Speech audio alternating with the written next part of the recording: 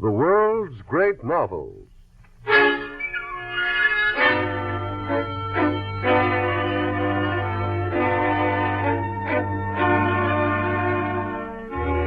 National Broadcasting Company brings you the final episode in a four-part version of Emily Bronte's Wuthering Heights, another in our series of books that live, The World's Great Novel.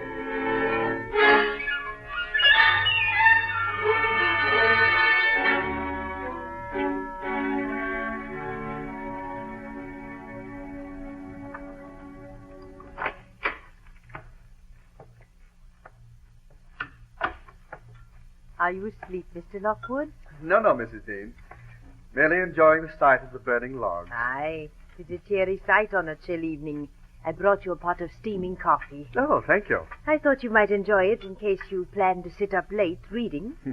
I shall read tonight only if you force me to, Mrs. Dean. What, sir? I can't recollect how many evenings now I've hoped that you'd find time from your various duties as my housekeeper to finish the strange tale that surrounds Wuthering Heights and this house here. Does my rambling interest you as much as all that, sir? Well, I can think of little else, Mrs. Dean. In truth, when I rented Thrushcross Grange from Mr. Heathcliff for this year, I had no idea these English moors would prove so bleak and idle. Perhaps that in part accounts for my interest in your story, though I think I should find it just as absorbing if I heard it in busy London. Well, sir, I'm flattered, to say the least. Then do take that rocker and continue. Very well, sir. You ended your narrative last time just after the death of Cathy Earnshaw Linton. Yes, she died a few short hours after her little girl was born. Poor Mr. Linton was so distraught the baby had scant attention for a few weeks, but he was too good to be thoroughly unhappy long. Time brought him resignation and a melancholy sweetness, and he centered his whole life in little Catherine. He did not pray for Cathy's soul to haunt him as Heathcliff did. Well, I've been wondering if perhaps after Cathy's death, Heathcliff might not have mellowed toward his wife, Isabella Linton, whom he married out of spite. Ah, if only he had, sir. His treatment of poor Isabella grew worse and worse, until one day she finally fled from him. Oh, I see. She stopped for an hour here at Thrushcross Grange and then went on to the south of London to live, where a son was born to her some months later. And did Heathcliff not try to follow her? Oh, he was glad to be rid of the sight of her, I think. And his plan of revenge took a longer view than the daily tormenting of Isabella. Oh? What plan was that, Mrs. Dean? You shall understand, sir, as I continue. The next 12 years were the happiest of my life. They were spent peacefully and quietly here at Thrushcross Grange, caring for my darling little Cathy.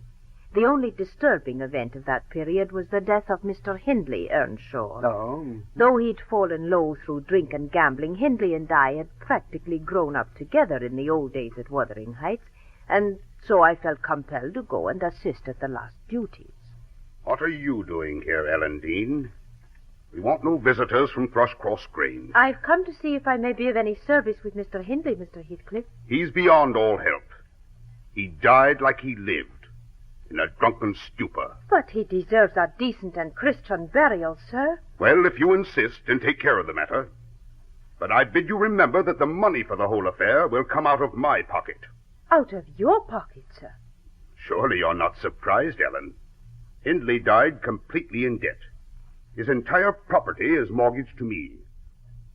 I am now the sole master of Wuthering Heights, Ellen. But what is to become of his son, little Hareton, the rightful heir? He is not the rightful heir, and he is mine. Mine. Funny, eh, Ellen? That the son of the man who tried to keep me a groveling slave is now dependent on me. But certainly Hareton Earnshaw's not to blame. What do you propose to do with him? Do? I'll tell you what I plan to do, Ellen. I shall rear him as pleases my fancy, and we'll see if one tree won't grow as crooked as another, with the same wind to twist it. Yes, we'll see. Well, sir, as the years went on, I scarcely ever saw Wuthering Heights, though 'twas but 4 miles away. for it was one place Edgar Linton had given strict instructions that his daughter Cathy should never visit. Yes. Those dozen years were happy enough, and then Mr. Linton got word from his sister Isabella that she was dying, and she begged him to come to London and bring her son Linton back to Thrushcross Grange. This Edgar Linton did, but he had only had the child in the house a few hours when Mr. Heathcliff sent a servant to the Grange. I'm instructed to see Mr. Linton. A very unlikely hour to be troubling people. What business brings you here tonight? It's Master Linton I must speak to. Mr. Linton is going to bed. Unless you have something particular to say, I'm sure he won't hear it now. I must see him now. Which is his room? See here. Well, if you insist, I shall announce you. That's better. Yes? A servant is here from Wuthering Heights, sir, who insists upon seeing you. Heathcliff has sent me for his lad, and I mustn't go back without him.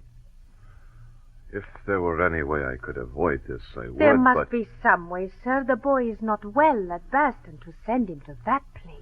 But it would be a useless battle, Ellen. Tell Mr. Heathcliff that his son shall come to Wuthering Heights tomorrow. But I have... He is in bed and too tired to go the distance now. Ellen will bring him tomorrow morning.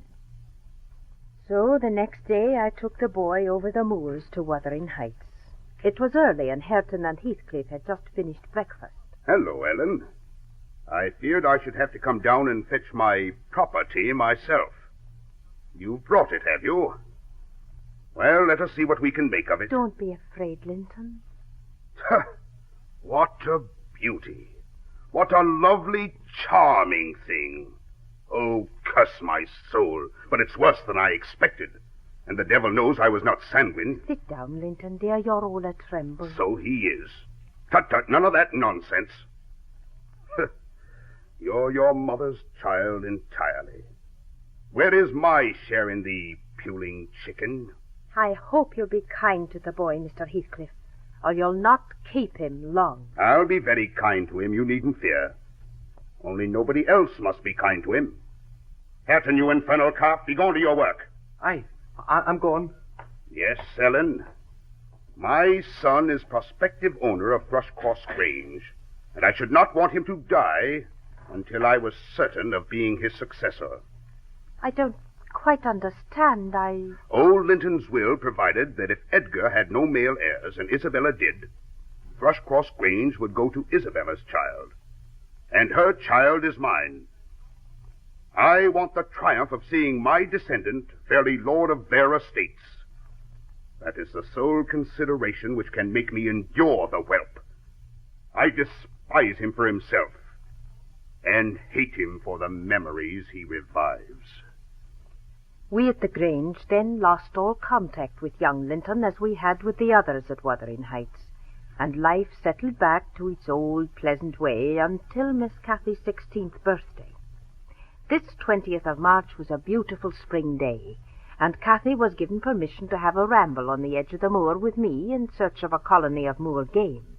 Her young legs kept so far ahead of me she had run almost to Wuthering Heights before I could catch up with her, and when I did, I beheld a couple of persons arrest her, one of whom was Mr. Heathcliff.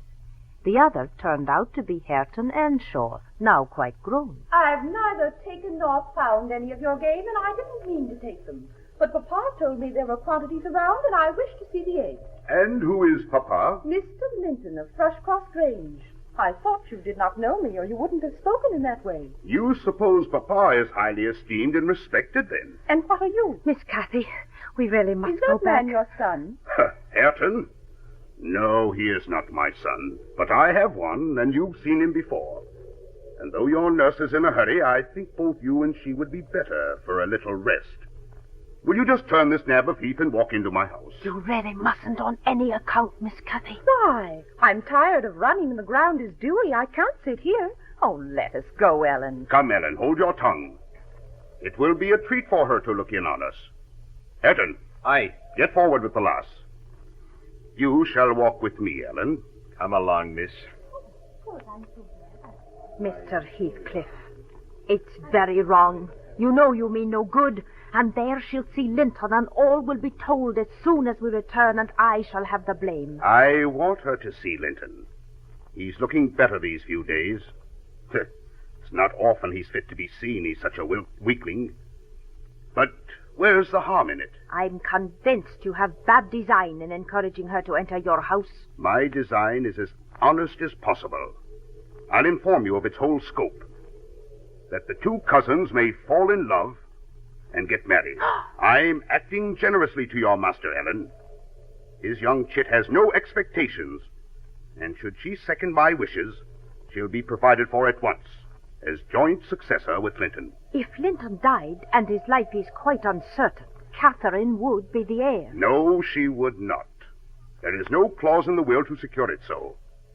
His property would go to me, but to prevent disputes, I desire their union and am resolved to bring it about. With great reluctance, I accompanied them to Wuthering Heights, where Heathcliff summoned poor Linton, then turned to Cathy. Now, who is that? Can you tell? Your son? Yes, but is this the only time you have beheld him? Think now. Oh, you have a short memory. Linton, don't you recall your cousin that you used to tease us so with wishing to see? What? Linton? Why, he's taller than I am. Are you Linton? Yes. Naughty Ellen, to try to hinder me from entering. But I'll take this walk every morning in the future. Won't you be glad to see me, Linton? Linton, speak up. What? He shall be happier than you know to have you, and quite crestfallen if you break your promise. Naturally, Mr. Linton, Cathy's father, had to know of our visit, and though he was greatly troubled, he did not scold Cathy.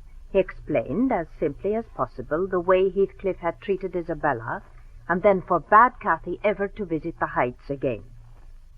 A week after that, he contracted a severe cold, which settled in his lungs and kept him abed most of the time. Catherine spent her days by his side, and my evenings were so busy with household affairs I was not able to inquire how she spent that time. But one evening I searched the house and could find no trace of her. The servants affirmed they had not seen her. I returned to her apartment, extinguished my candle, and waited.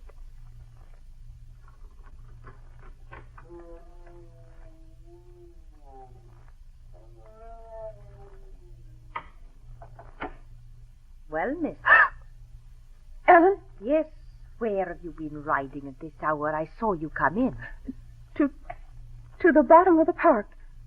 Oh, Catherine, you know you've been doing wrong, or you wouldn't be driven to tell me an untruth. That does grieve Oh, but me. Ellen, I was so afraid of your being angry. Well, I shan't be angry if you tell me the exact truth. Well, I've been to Wuthering Heights, and I've never missed a day since Papa fell ill. I thought as much. I couldn't break my promise to Linton. It was not that I went to amuse myself, for I was often wretched the whole evening. And why was that? Because Linton gets cross with me so often. But I excuse him because he often feels ill. Once his father heard him speaking crossly to me, and he abused him terribly for doing it. So I told Linton he must whisper his bitter things to me. Oh, that you should hear bitter words from anyone. But, Ellen, I feel sorry for Linton. And when he's in a good mood, we do have a pleasant time together. Oh, now, Ellen, you've heard all. But you won't tell Papa, will you? I'll make up my mind on that point tomorrow. It requires some thought. I thought it over aloud in my master's study, walking straight to his room from hers, relating the whole story, and the visits were stopped for good. But all winter and spring, suspiciously mature letters came from Linton to his Uncle Edgar, begging that he at least be allowed to meet Catherine on the moors for a visit. Meanwhile, Mr. Linton's health failed rapidly, and it was apparent that he had not much longer to live. Summer was already past its prime when he finally agreed that Cathy and Linton might meet on the moors.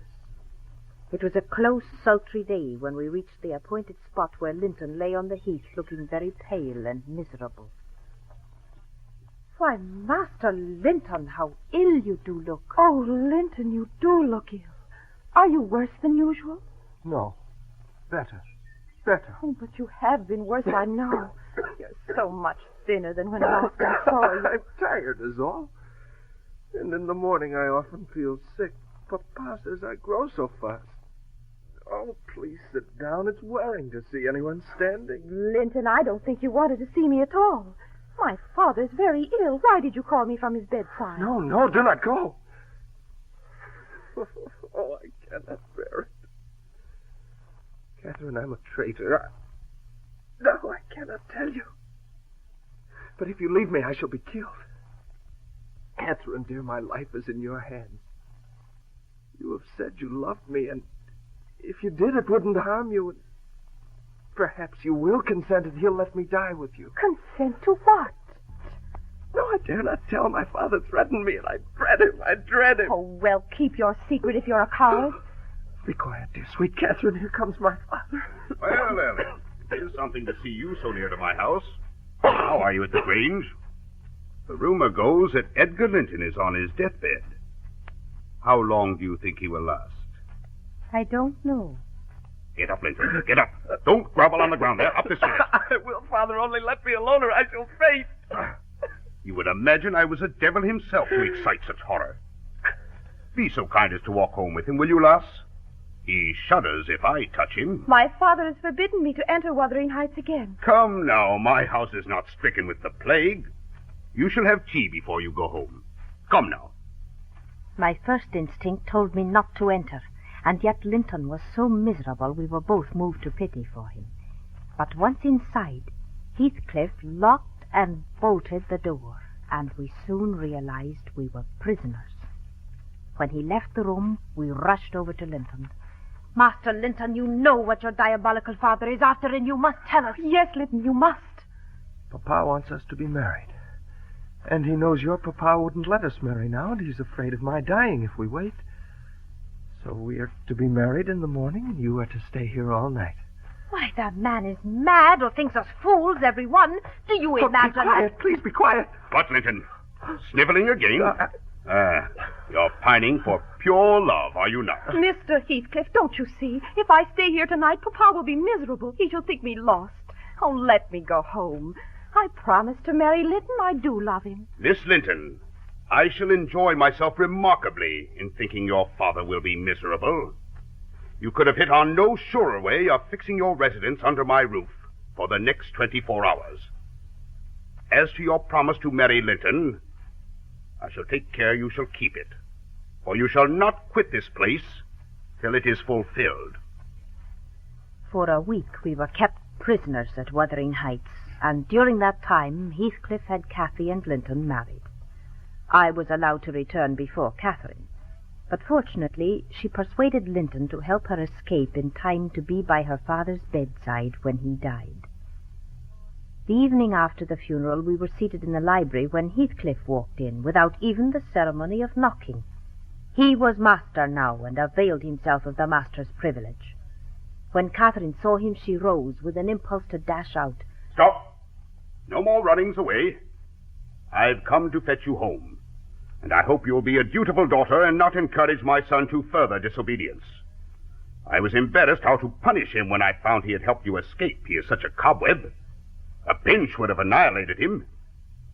But you'll see by his look that he received his due. Why not let Catherine continue here and send Master Linton to her? As you hate them both, you'd not miss them. I'm seeking a tenant for the Grange, and I want my children about me, to be sure. Besides, the lass owes me her services for her bread. I'm not going to nurture her in luxury and idleness. Make haste and get ready now. I shall. Linton is all I have to love in the world. And though you've done what you could to make him hateful to me and me to him, you cannot make us hate each other. You are a boastful champion. But it is not I who will make him hateful to you, but his own sweet spirit. He is as bitter at gall at your desertion and its consequences. I heard him draw a pleasant picture to Zillah of what he would do if he were as strong as I. The inclination is there, and his very weakness will sharpen his wits to find a substitute for strength. With those words he took her away, and I've not seen her since. Linton died a short month later. Heaven only knows what she has had to endure in that place. Your report of her when you visited Wuthering Heights shortly after your arrival here, Mr. Lockwood, was the first news I've had of my lady. I can well imagine from your description the alterations in her personality.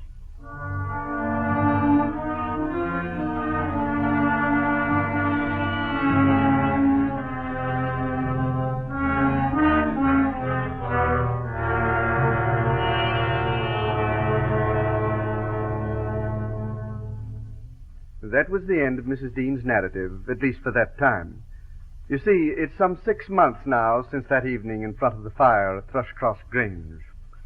A week later, I went back to London on business, and I don't mind saying I'd had my fill of the bleak moorlands. But when my year's lease of Thrushcross Grange came to a close, I went back to settle accounts with Mr. Heathcliff and tell him I had no desire to occupy it further. An amazing change seems to have occurred at the Heights. Flowers were blooming around it in bright little patches, and there was about the whole place what seemed, though I could scarcely believe it, a happy air. I was even more surprised to find my old friend Ellen Dean in the kitchen. Mr. Lockwood, you should have given us notice you were coming. Well, I only want to finish my business with your master, Mrs. Dean. What business, sir? About the rent. Oh, then you must settle with the lady of the house. Or rather, me. She has not learned to manage her affairs yet. Well... Oh, you look surprised. You've not heard of Heathcliff's death? Heathcliff dead? How long ago? 3 months since. But sit down and I'll tell you all about it. Gladly. I've wondered many times about this strange house and its occupants. Go ahead, Mrs. Dean. Go ahead. I was summoned to Wuthering Heights within a fortnight of your leaving us, and I obeyed joyfully for Catherine's sake. Mr. Heathcliff, who seemed strangely altered, did not explain his reason for sending for me except to say that I should keep Catherine out of his sight. This meant a great part of the time she stayed in the kitchen with me. And, of course, Hareton Earnshaw spent a great deal of time by the fire there, too. And usually Cathy laughed at his ignorance and taunted him cruelly. But gradually a change came over her attitude. She was lonely, needed companionship, and she began to make small overtures of friendship, but Hareton only growled or cursed at her. Finally, one day, as we three sat before the kitchen fire... I know why Hareton never speaks when I'm in the kitchen. He's afraid I laugh at him. Ellen, what do you think? He began to teach himself to read once, and because I laughed, he burned the books. Go away and let me be. Hareton, if I gave you a book, would you take it now? I want none of your books. Oh, Hareton, please, I've found out that I should like you to be my friend now. Oh, Hareton, do you hear? Get off, will ye? No, you must listen to Will me. you go to the devil and let me be? I'll have naught to do with ye and your mucky pride. You should be friends with your cousin, Mr. Hareton, Ha. since she repents of her sauciness. That would do you a great deal of good. 'Twould make you another man to have her for a companion. A companion? Ha! She hates me and does not think me fit to wipe her shoon. It is not I who hate you, it's you who hate me. You hate me as much as Mr. Heathcliff does. You're an infernal liar. Why have I made him angry by taking your part time and again? And that when you sneered at and Why, despised I me. didn't know you took my part. And I was so miserable and bitter at everyone. But now I thank you and beg you to forgive me. What else can I do? Well, perhaps this kiss will convince you. There. Well, miss, I must say that's a little bold. What else could I do, Ellen? He wouldn't shake hands and he wouldn't look. I had to show him some way I like him. Oh, say you'll forgive me, Hareton, do. But, Cathy, And you'll be my friend? You'll be ashamed of me every day of your life. I shall not, for I shall teach you to read as good as I. Oh, come now, let us begin with this book here. The intimacy thus commenced grew rapidly. I was afraid it would greatly anger Mr. Heathcliff, but, as I said, he was acting so strangely, going off for days at a time and eating scarcely once in 24 hours, that he took little notice of their attachment. And when he finally did, He simply stared into the fire and said, "It is a poor conclusion, is it not, Ellen? An absurd termination to my violent exertions. I get levers and mattocks to demolish the 2 houses, and when everything is ready and in my power, I find not the will to lift a slate off either roof. Where is the use? It sounds as if I had become suddenly charitable. Well, it is far from being the case. I have merely lost the faculty of enjoying their destruction. Ellen, I want to call Mr. Green here and make my will." "Mr. Heathcliff, there's plenty of time for that. You're a young man and healthy." No, change is working daily. I feel it coming nearer and nearer. "Then you have no fear of death?" Fear? It is my fondest hope. At last my body would be able to join my soul, which was buried with Catherine Earnshaw 18 years ago. Heathcliff took to wandering about the moors constantly. He hardly ever spoke to us, though he always had a look of happiness on his face. One night he returned wet to the skin from a driving rain, and when I went to call him the next morning, his eyes met mine so keen and fierce I started, and he seemed to smile. But when I put my hand to his forehead, I found he was stark and dead. Some folk about say he and Cathy still walk the moors together, but you'd say idle talk, and so say I. Curtain! Come in now. You must have another lesson. Only if I get a kiss before I start, and one for every time I mispronounce a word. Oh, that's the surest way I know of having you learn nothing. Those two seem quite happy. Aye, they are, sir. And my happiest moment shall be at their wedding, which will take place on New Year's Day. Will you not speak to them? No, Mrs. Dean. No. From the look on Hareton's face, he should never forgive me if I was so crude as to interrupt his bliss. Oh, Mr. Lockwood. But I should like for you to deliver to them my heartiest wishes. My walk home was lengthened by a diversion in the direction of the kirk. I sought and soon discovered the 3 headstones in the slope next the moor. The middle one, Cathy Earnshaw Linton's, was gray and half buried in the heath. Edgar Linton's only harmonized by the turf and moss creeping up its foot. Heathcliff's still bare. I lingered round them under that benign sky, watched the moths fluttering among the heath and harebells, listened to the soft wind breathing through the grass, and wondered how anyone could ever imagine unquiet slumbers for the sleepers in that quiet earth.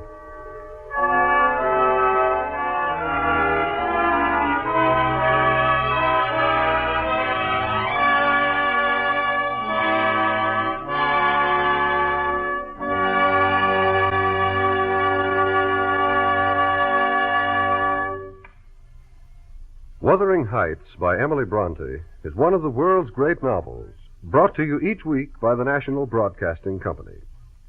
Next week, World's Great Novels will not be heard, but on February 6th, we invite you to hear the first episode in a 3-part version of Kenilworth, that exciting novel of intrigue in Queen Elizabeth's court by Sir Walter Scott. To add to your enjoyment of this series, we recommend the Handbook of the World's Great Novels, which you may obtain by sending 25 cents to World's Great Novels, Post Office Box 30, Station J, New York 27, New York. That's Post Office Box 30, Station J, New York 27.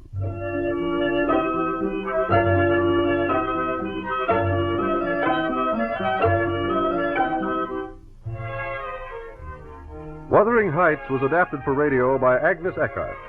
The music was composed by Emil Soderstrom, and the entire production was under the direction of Homer Heck. Boris Aplon was featured as Heathcliff, and Geraldine Kay as Ellen Dean. Catherine Linton was played by Jean Maury, Hareton Earnshaw by Charles Mountain, Linton Heathcliff by Charles Flynn, Lockwood by Jonathan Hole, Edgar Linton by John Cannon, and The Servant by Marvin Peisner. This is Hugh Downs. This program comes to you from Chicago and is a presentation of the National Broadcasting Company,